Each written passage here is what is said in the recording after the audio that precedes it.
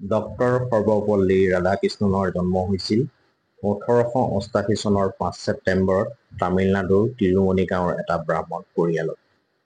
দেউতাকৰ নাম আছিল সৰ্বপল্লী বীৰাস্বামী আৰু সকলোৱে তেওঁক বীৰ ছমায়া বুলি জানিছিল আৰু মাতৃৰ নাম আছিল সীতামা। ডক্টৰ সৰ্বপল্লী ৰাধাকৃষ্ণন এগৰাকী ভাৰতীয় দাৰ্শনিক, শিক্ষাবিদ আৰু ৰাজনীতিবিদ আছিল। 20 শতিকাৰ ভাৰতৰ চিন্তাবিদ আৰু লেখকসকলৰ ভিতৰত তেখেতে অগ্ৰণী ভূমিকা গ্ৰহণ কৰিছিল। ডক্টৰ সৰ্বপল্লী ৰাধাকৃষ্ণন স্বাধীন ভাৰতৰ প্ৰথম উপ-ৰাষ্ট্ৰপতি আছিল আৰু তেওঁৰ কাৰ্যকাল আছিল 1952 চনৰ পৰা 1962 চনলৈ।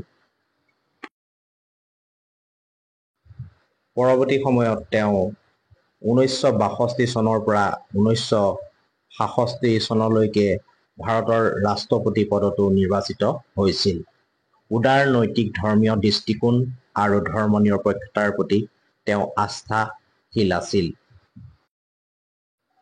দেশৰ ৰাজনীতিত অংশগ্ৰহণ কৰি তেওঁ ভাৰতৰ ৰাষ্ট্ৰপতি পদত অধিষ্ঠিত হৈ দেশৰ সৰ্বোচ্চ সন্মানৰ অধিকাৰী হৈছিল যদিও তেওঁক বিশ্ববাসীয়ে এগৰাকী মহান দাৰ্শনিক আৰু শিক্ষক হিচাপেও সন্মান কৰিছিল।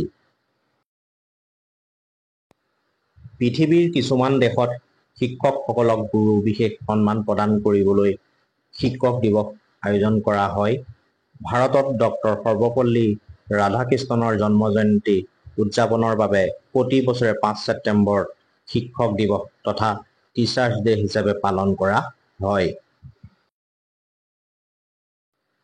1975 চনৰ 17 এপ্ৰিলত বিশ্বৰ শ্ৰেষ্ঠ এইগৰাকী মনীষী ডক্টৰ সৰ্বপল্লী ৰাধাকৃষ্ণনে তেওঁৰ নশ্বৰ দেহ ত্যাগ কৰে।